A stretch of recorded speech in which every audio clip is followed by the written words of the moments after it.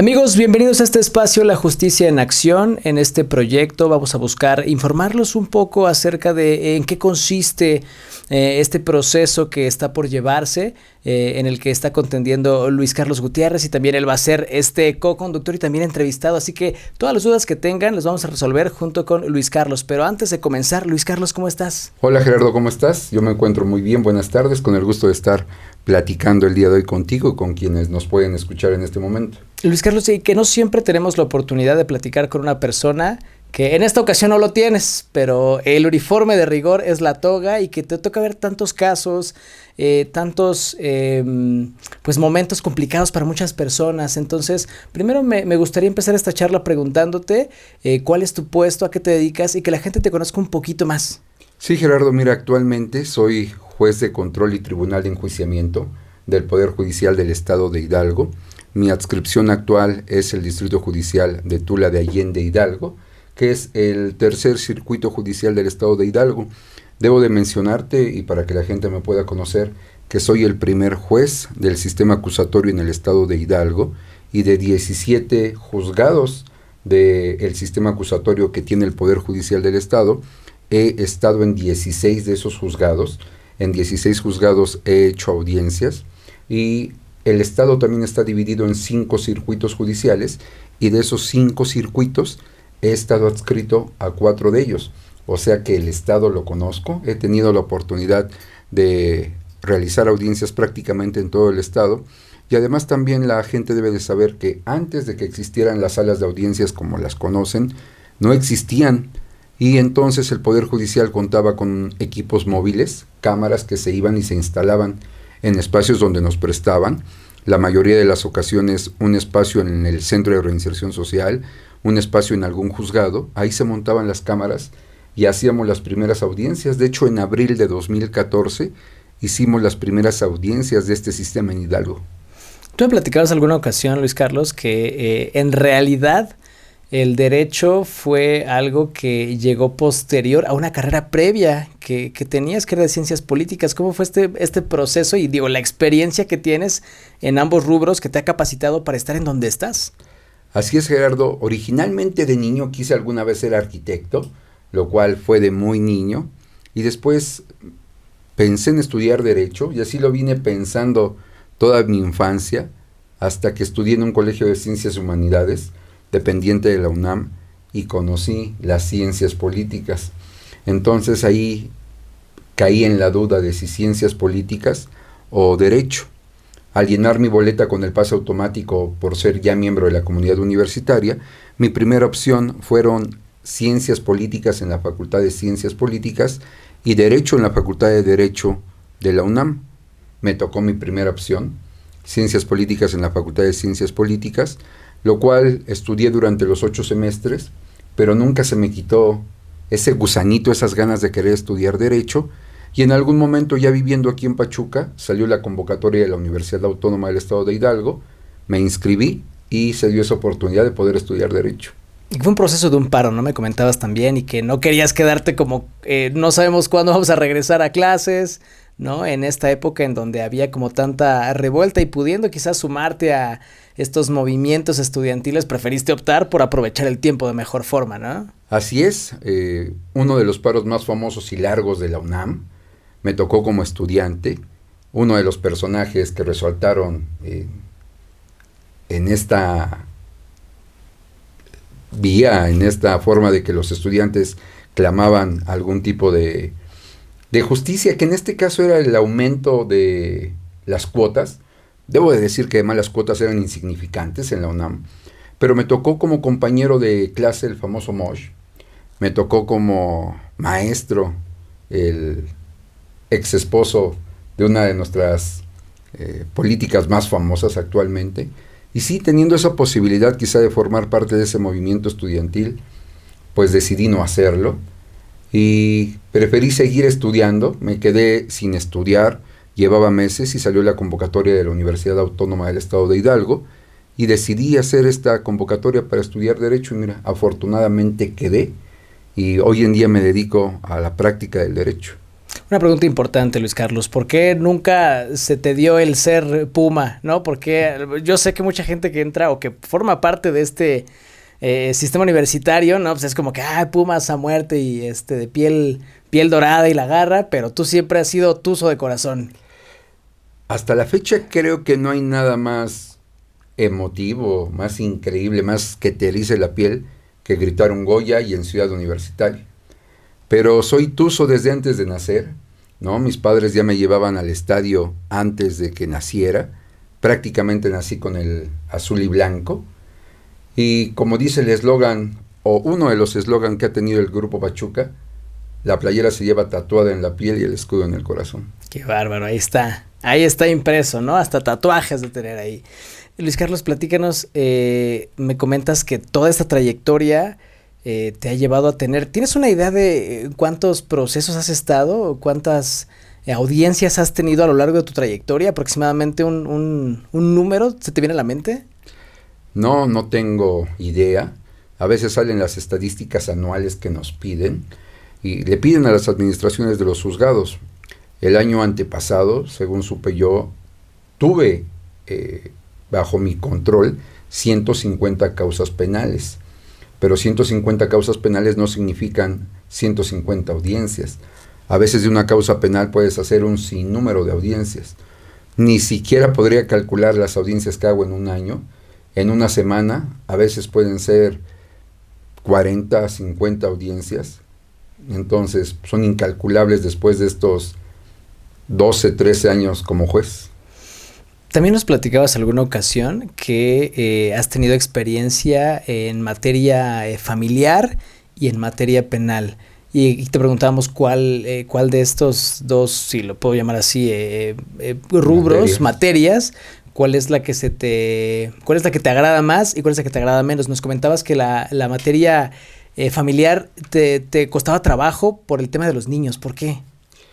Sí, dentro de estos años como juez, alguna vez fui juez mixto en Tenango de Doria y ahí se tiene que conocer la materia familiar. No me gustó porque siento mucho apego por los niños me mueven mucho el corazón y nunca me gustó ver cómo los papás se pelean, disputan en un juzgado la custodia de un menor. Pero a veces va más allá de disputarse quién se queda con ese menor para seguirlo protegiendo. La disputa va a cuestiones económicas, a recibir pensiones alimenticias, a presionar al excónyuge, a la expareja. Y esta situación no me gustó porque a final de cuentas los conflictos son de los adultos y el niño siempre debe de tener ese derecho a desarrollarse plenamente, a tener una familia feliz. Y no, por eso no me gustó. Los niños terminan sufriendo los problemas de los adultos.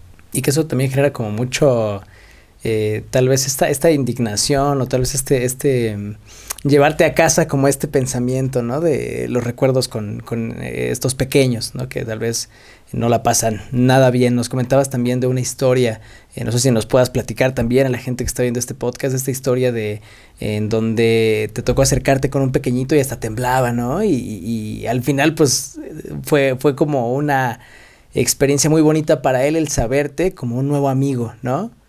Así es, en las audiencias que me toca desarrollar, el Código Nacional de Procedimientos Penales y los protocolos que ha emitido la Corte para juzgar con perspectiva de infancia, establecen la cercanía que debe de tener el juzgador con el menor.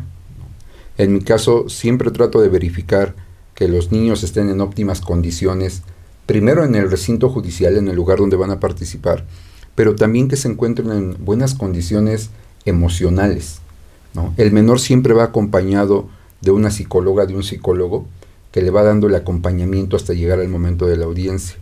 Pero me ha tocado a lo largo de estos años pequeños sumamente nerviosos. Recuerdo ahorita que lo mencionas, un menor que también muy lindo, pero él sentía la presión de sus papás o sentía la presión de quienes le empezaban a interrogar y empezaba a tartamudear. El nervio le daba problema de lenguaje y la verdad es que se siente bastante feo. Del menor que platicábamos alguna vez, también antes de que iniciara su participación, lo subí a ver al área especial para el testigo especial, así se llama, Y subieron conmigo todas las partes, subió el defensor, asesora jurídica, Ministerio Público, y el menor se puso sumamente nervioso. El niñito tenía cara de estrés, de preocupación. Se lo noté y les pedí a todos que se fueran, únicamente quedó la psicóloga con él. Y entonces el niño se vio muy liberado, muy aliviado. El niño se levantó y entonces yo me agaché prácticamente en rodillas en el suelo y me fue a agarrar con una fuerza, me abrazó, al grado de que la verdad sí me hizo llorar porque se sentía la desesperación del niño. Los niños que van a las audiencias muchas veces, lo voy a decir de esta forma, ya llevan una programación de lo que les han estado repitiendo que tienen que decir en las audiencias. Y para niños de 5, 6, 7 años resulta sumamente traumático. El niño iba muy presionado, platiqué con él y le pregunté cómo quería que me dirigiera a él y llegamos al acuerdo de ser amigos. Cuando él acabó su participación, los menores no están en la sala de audiencia, únicamente los vemos a través de una pantalla, y cuando terminó su participación y estaba a punto de desconectarlo, se escucha en el micrófono el adiós amigo, y bueno, a mí me arrancó una sonrisa fenomenal, pero a todos los que estaban en la sala de audiencias fue el momento en que todos sonrieron, ¿no? La espontaneidad de un niño en un lugar en el que normalmente sonrisas pues no es lo que más se da.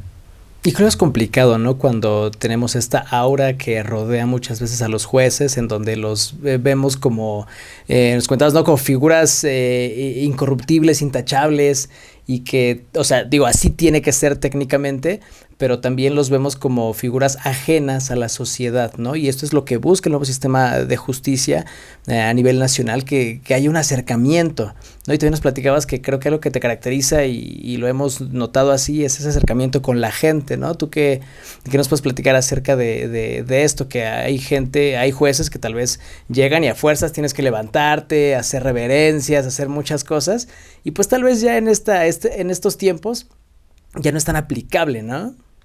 Mira, yo creo que históricamente, y así lo aprendí de jueces pues mayores que yo, el juez sí se sentía tipo Dios, porque hay que decirlo, y le hacía ver esta situación, no solo a la sociedad, lo hacía ver con sus allegados, las personas que trabajan en los juzgados, y esa situación se fue permeando mucho.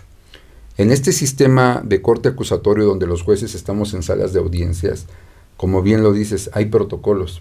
Y de hecho el protocolo original implica que una persona que se llama encargado de audiencias señala de qué trata la audiencia y quién la va a llevar. Y cuando menciona qué juez la va a llevar, es el momento en el que se abre la puerta, las partes se ponen de pie y entra el juez. Situación con la que yo particularmente nunca me sentí cómodo. Tiene muchos años que mis audiencias las inicio sentado, ya en el estrado. Si las partes se levantan, lo agradezco, les pido que se pongan de pie, pero además siempre ha sido la cercanía con las personas. El llegar y saludar a todos, antes saludaba a todos de mano, sin importar incluso que se tratara de la persona acusada, y debo de hacer el paréntesis, no importa el delito, porque todos somos seres humanos. Y detrás de esas personas que están en la sala de audiencias hay muchas historias de vida. Yo llegaba, saludaba a todos. Después, con la pandemia, el saludo se convirtió de repente en el puño, a veces nada más de lejos. Y últimamente pues sí, ya me acerco mucho a las personas otra vez. Incluso la verdad es que también me ha tocado personas que terminan llorando en las audiencias. Y al final, como yo no me retiro inmediatamente, ofrecerles pues el papel, el Kleenex, e incluso hay personas que se han levantado, me han abrazado, y pues se queda el sentimiento de esas personas, derivado de la cercanía, ¿no? También debo de precisar que no a todas las personas, sobre todo a los juzgadores, les gusta esa cercanía, pero hoy, justamente como lo dices, resulta indispensable. Todos buscan esa cercanía, esa empatía que nunca debimos, o que los juzgadores nunca debieron de perder, ¿no? Esa empatía que te hace ponerte en los zapatos del otro. Siempre digo yo, tratar como quieres que te traten, pero además nunca perder el humanismo. El juez es una figura de autoridad, es una figura que debe de inspirar respeto, pero eso no implica que deba de perder su condición humana. El día que un juzgador pierde esa humanidad, creo que debería de verificar seriamente dedicarse a otra cosa.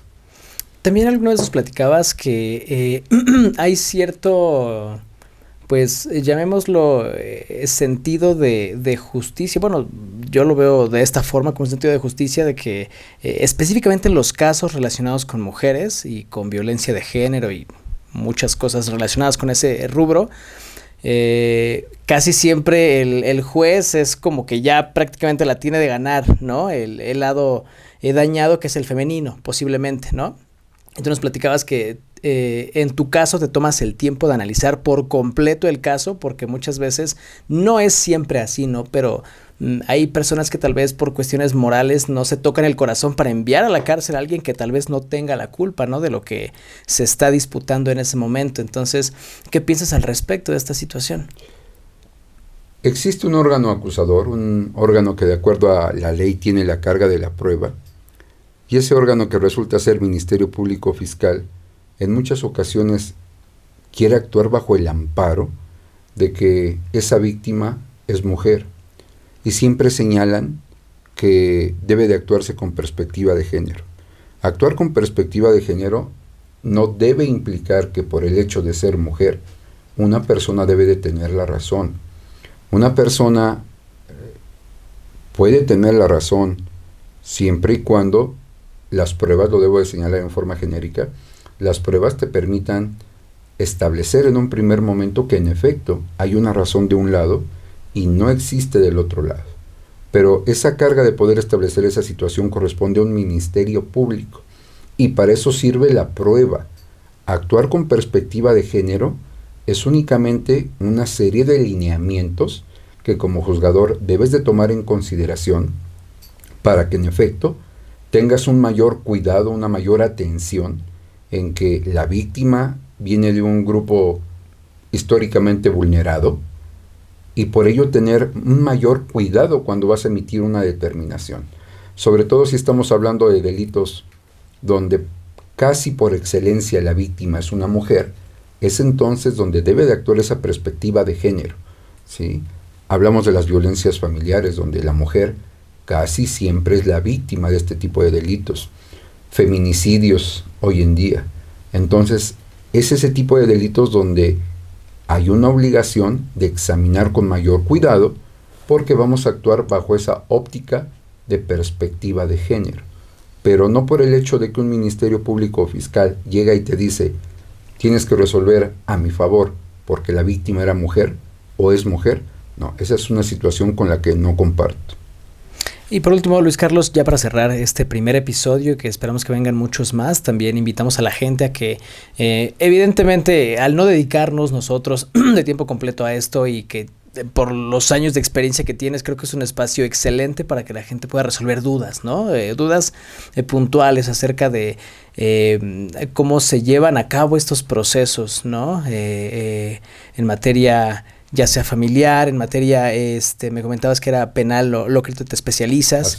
Entonces creo que esta es su oportunidad para poder empezar a preguntarle a profesionales como Luis Carlos ciertos aspectos que desconocemos y que creo que nos van a sentar bastante bien como sociedad empezar a aprender acerca de esto. En esta contienda que te encuentras, creo que sí es importante que nos platiques en qué consiste, para que como sociedad estemos conscientes de qué decisión se va a tomar en estas próximas elecciones para el nuevo sistema judicial en México. ¿Qué es lo que está pasando ahorita y cómo es que estás contendiendo en este proceso? Pues es una reforma al Poder Judicial de la Federación, donde por primera vez la sociedad, el pueblo, va a elegir a los representantes del Poder Judicial de la Federación, desde jueces de distrito, magistrados, ministros. Es trascendental porque el pueblo tiene siempre a los gobernantes que quiere, a los gobernantes que elige. En este caso, hablar de la función jurisdiccional me parece que es una carga muy importante, debe de ser un acto de responsabilidad. La sociedad, por supuesto, que puede votar por quien elija. Creo que en este caso hay que tener mucha conciencia de poder votar por personas que saben lo que es esa responsabilidad de juzgar por personas que tienen una trayectoria en la función jurisdiccional, porque ser juez no es únicamente un conjunto de conocimientos.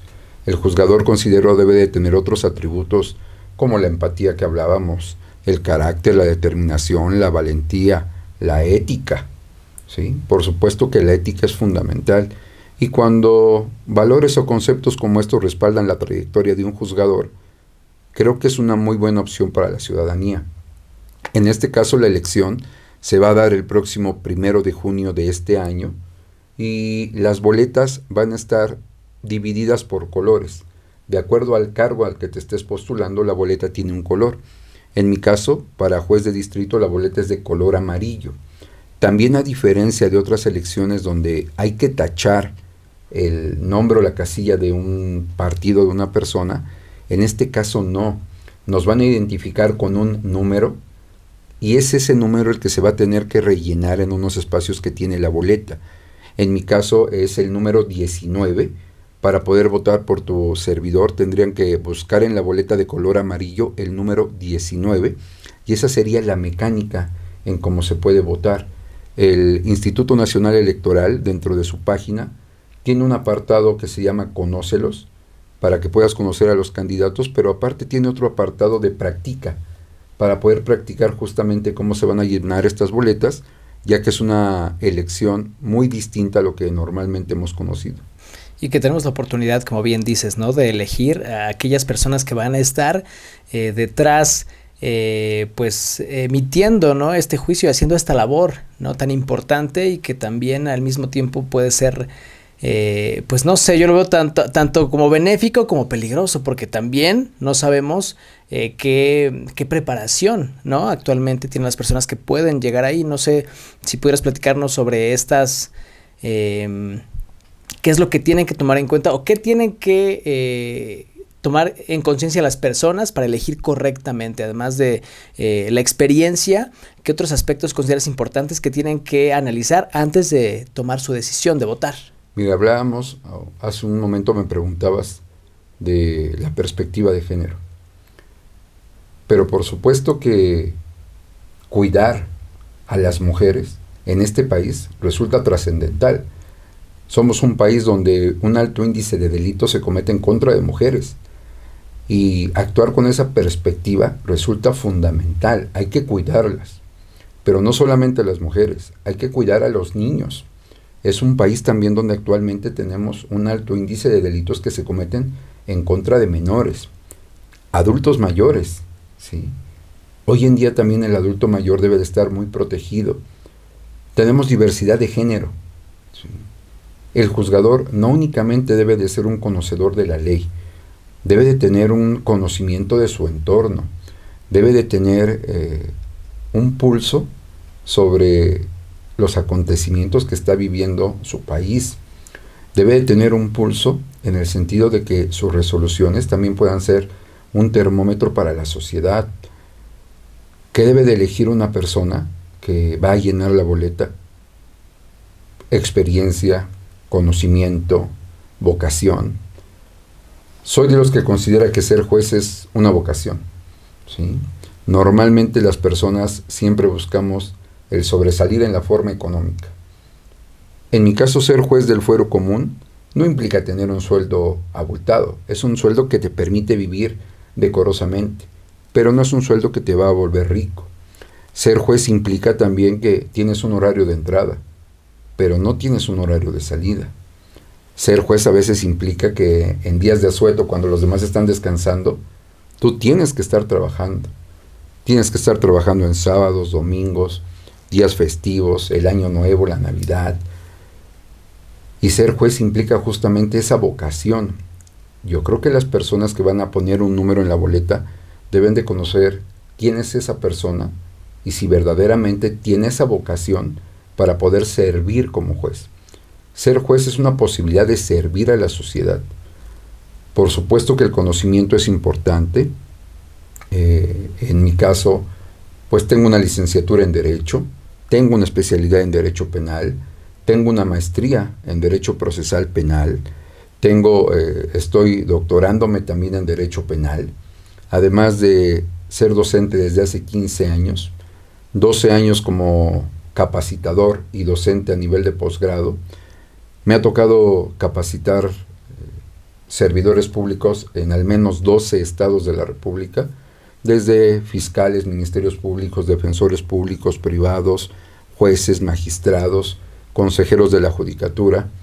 Incluso actualmente en esta contienda hay candidatos que han sido mis alumnos, de lo cual es un gusto porque hemos contribuido un poquito para la formación de estas personas, y también me da mucho orgullo que podamos estar en la misma elección y, como dicen, pues que gane el mejor, ¿no? Que gane el mejor a los ojos de la sociedad, de la ciudadanía.